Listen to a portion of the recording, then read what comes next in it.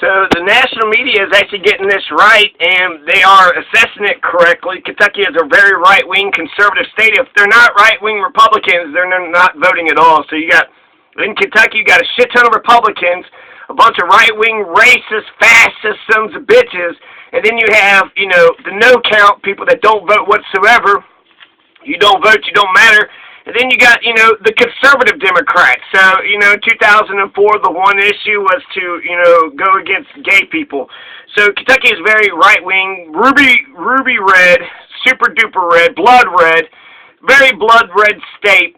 And so the fact that Matt Bevin is actually more impressive than Donald Trump. There is articles that said he was the most unpopular governor, but he's actually pretty popular, right?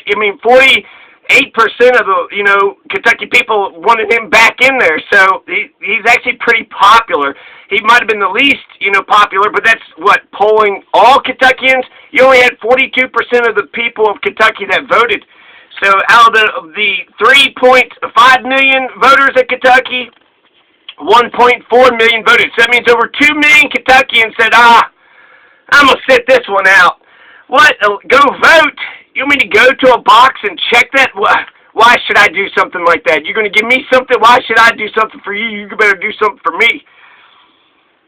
So most Kentuckians didn't participate in this election. They didn't give a shit about the democracy.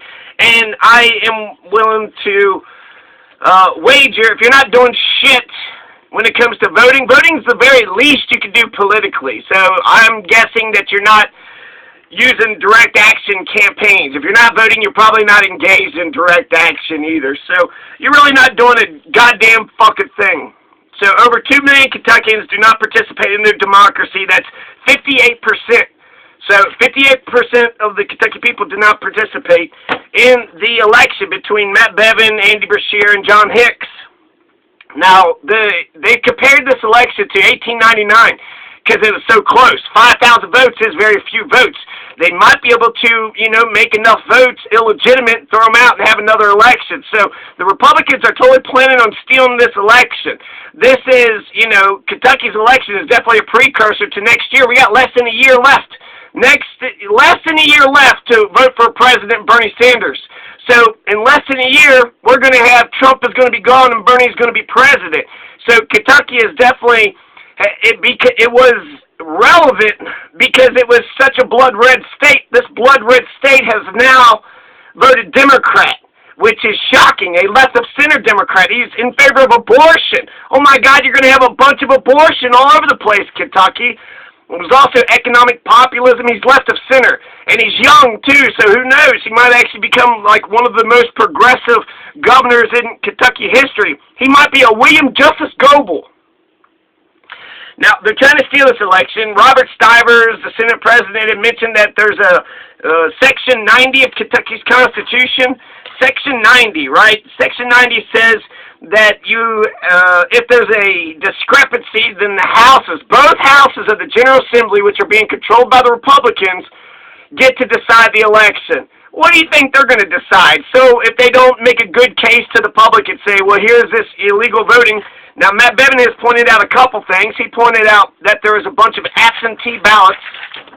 So he says that there's thousands of absentee ballots that are illegally counted.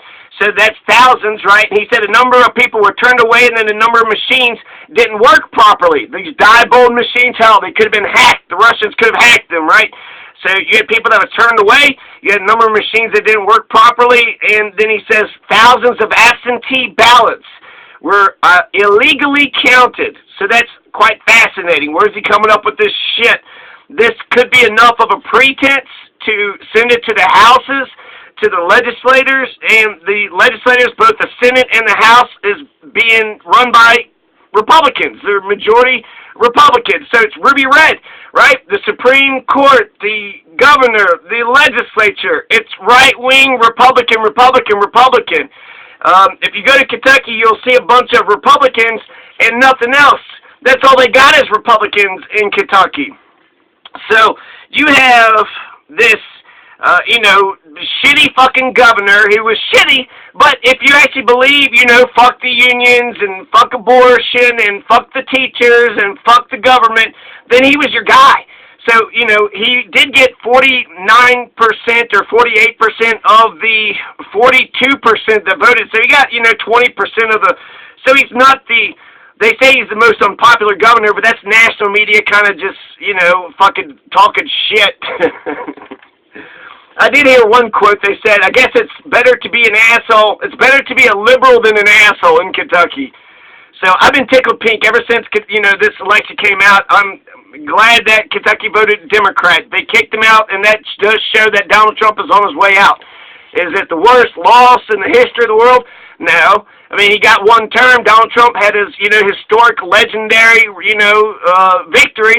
He was able to become president, and then he was able to get kicked out of office. So what do we got now? So that's what's going on right now. Robert Stivers, because it's only 5,000 votes away, Matt Bevin hasn't conceded. He's sitting there saying that there's irregularities. Is that illegalities? And then if it goes to the House could go ahead and steal the election. Is that possible? Is this a real thing? Yeah. Well, let's look at history. In 1899, you had an election that was very similar. But the Republican and the Democrats are the opposites. The Republicans are the racist, right-wing racists of today, but the Republicans used to be the party of Lincoln. They ended slavery, and then the Democrats are the anti-racists of today, love immigrants more than the whites, and they were the founders of the KKK. So the Democrats and the Republicans have switched parties. Now you have, back in 1899, my man, William Justice Goebel. I like William Justice Goebel. He's a super progressive. So you have all these right-wing racist Confederate assholes. Kentucky was said to have seceded after the Civil War because it was a Union state. They fought with Kentucky. It's Lincoln's birthplace. But it turned out to be brother versus brother because his promise to keep slavery wasn't, you know, upheld. Eventually they're going to end slavery.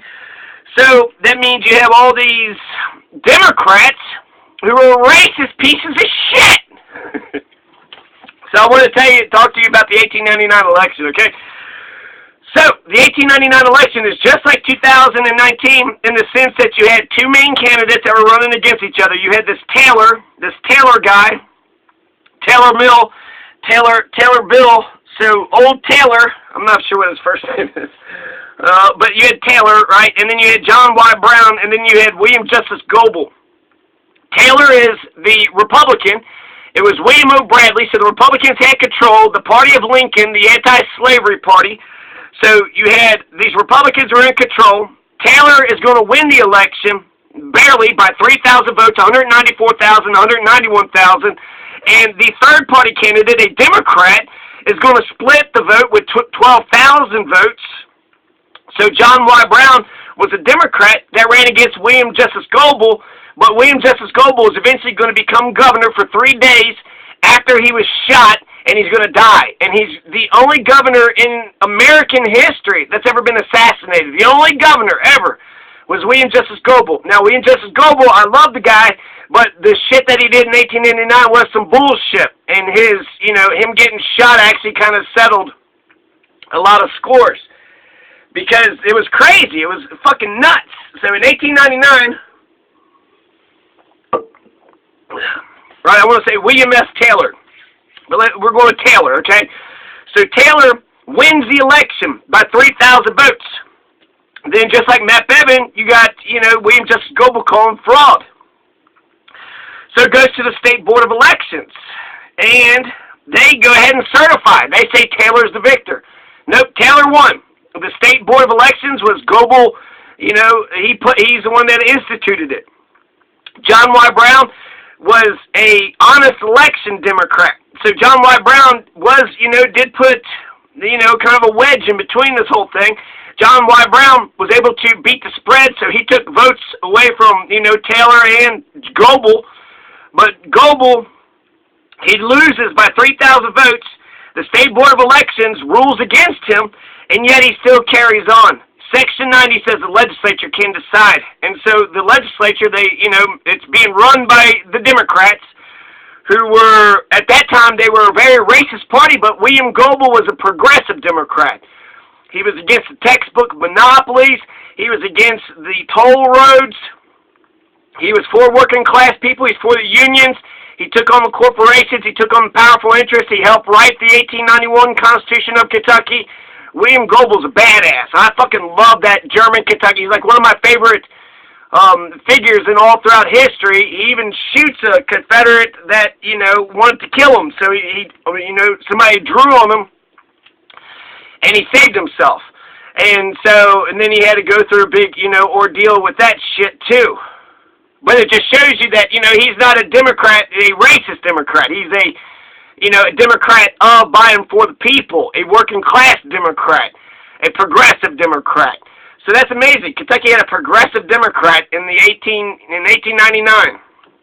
Okay, so Goble's going to get killed, though, okay? So after the State Board of Elections said Taylor won, after Taylor did win the election by 3,000 votes, they eventually find enough votes to throw out, the House does, and then they certify Goble as the victor. And then there's courts, the judicial system comes in afterwards, and they go ahead and say that Goble was the victor too.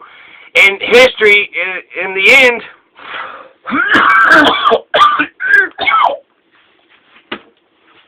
excuse me.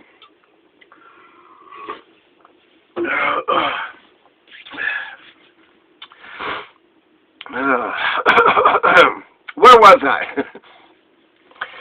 So, in the end, the lieutenant governor of Goble is going to become the governor, and that's going to be the next governor of Kentucky. So, William Justice Goble's election as governor is going to be upheld. So, there is a precedent. Matt Bevin could steal this election. It's very possible. It's very, very possible. So, okay, they started investigating. The Democrats in the General Assembly, both the House and the Senate, they start to investigate, and then Goble was shot, and then they award Goble the governorship, and then he dies. Now, this is crazy because the Republicans were pissed that the election was going to be stolen. You had this Goble, you had this damn progressive Democrat coming, out of nowhere. He's not a racist piece of shit. He's a progressive, and he just stole the election away from the Republicans, the party of Lincoln, the anti-slavery party. So people are coming out of the woodwork in Kentucky with guns. You had lots of gun thugs in Frankfort. So you had all these gun thugs in Frankfort, and everybody's, pissed off because each side is saying the other person's side is won. And then eventually, Goble is going to get shot. He's going to get killed. And he's the only one in American history that's ever been killed. So that's, the history of that. They invalidated enough votes. They made Goble governor. So that means Matt Bevin could steal the election. He could very well steal the election. They went ahead, invalidated the votes. They upheld the investigation. Taylor's deposed. Goble is sworn in on January 31st, and then he's going to die February 2nd. So he's only governor for 3 days. And then he's enshrined. There's Goble Park in Covington. He's a German, too. He's a German Kentuckian. So now what happens, right? Then you had Taylor runs off to Indiana. You have this Taylor versus Beckham lawsuit in the judicial system. They side with Beckham, who's the lieutenant governor. The Kentucky Court of Appeals ruled that the General Assembly had acted appropriately by giving the election to Goble. Now, John Marshall Harlan dissented. John Marshall Harlan is going to be a Supreme Court justice, and he's got a lot of important dissents in American jurisprudence. And then the U.S. Supreme Court refused to hear the case, which said that the Kentucky Court of Appeals ruling was upheld. So, therefore, Beckham, the lieutenant governor of Goble, becomes president, or becomes the governor. They're both chief executives, so the president of the state, right? So what? What's all that mean? That means Matt Bevin can do the same shit. Robert Stivers is talking about doing the same shit. So don't think that the Republicans wouldn't steal this election. The last thing I want to talk about is who killed Goble. Jim Howard killed Goble. They act like, they can't figure it out, but Jim Howard he was convicted 3 times. Jim Howard was tried and convicted 3 times of killing William Justice Goble. And then he's going to get pardoned in 1908. So 7 years later, he's already out. And then the guy who turned state's evidence, who gets a lifetime sentence, Henry Yancey, he gets pardoned in 1919. 11 years after Jim Howard, the guy, the trigger man, the one who actually killed him. So 3 people were convicted, 16 were indicted, including Taylor, but he was in Indiana, so he was able to escape it. But Caleb Powers, who is Taylor's Secretary of State, Caleb Powers was essentially the mastermind. Henry Yancey was a stooge, and Henry Yancey's testimony is essentially what convicts Jim Howard. I believe Henry Yancey. I believe him. Jim Howard had gone to Frankfurt looking for a pardon from Taylor because he had killed somebody in a feud. So Jim Howard murdered somebody, I think, in Clay County. So he was a feudist, right? He's an Eastern Kentucky feudist, murdered somebody. He was looking for a pardon, and Taylor was going to give him a pardon, so therefore Goebel stealing the election means he wouldn't have got his pardon. So he had motive. So Jim Howard had the motive. He's tried and convicted 3 times. Henry Yancey points his finger and says it's Jim Howard. And then Jim Howard's actually pardoned 11 years earlier after Henry Yancey. What did Jim Howard get for killing Goebel? Oh, he got 7 years.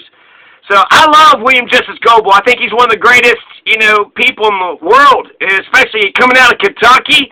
A progressive in Kentucky, in ruby red, blood red Kentucky.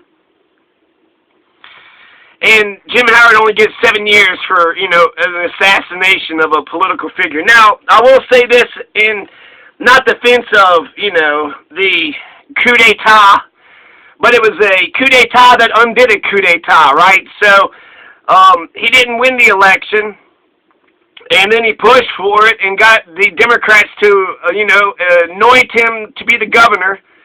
And, the people were so pissed off. You had all these Republican gun thugs that was outside and pissed, and everybody was mad. A civil war was about to happen in Kentucky. But after Goebel was killed, then he became a sympathetic figure. He's not this bully. He's not this Kaiser. He was killed. So good old William Goebel, who loved the people. His last words are, always be brave and fearless for the common people.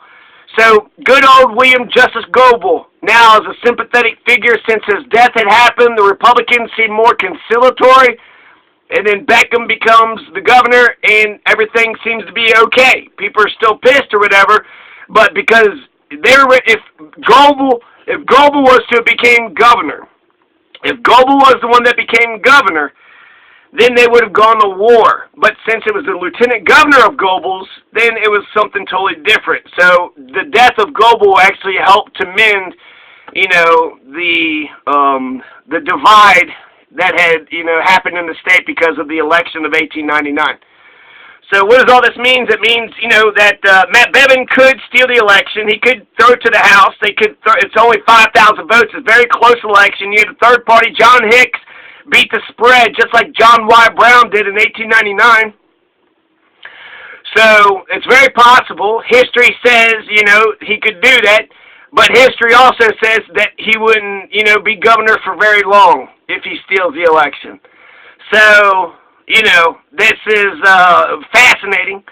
It would be interesting to see how the story unfolds. There's a lot of people that's pressuring, Bevin to concede because they're going to say that he's going to drag this thing out and he's going to lose. So he's going to drag this thing out, he's going to lose anyways, and then everybody's going to be all pissed off. But for election integrity, let's see what the fuck he comes up. Were the Diebold machines hacked? Were there illegal ballots being counted? Kentucky's a pretty corrupt state, and some shady shit happens all the time. There's vote buying and lots of corruption. So to think that, there could be some discrepancies, some irregularities, perhaps some illegalities. The recanvass ain't going to do shit. The recount might do something.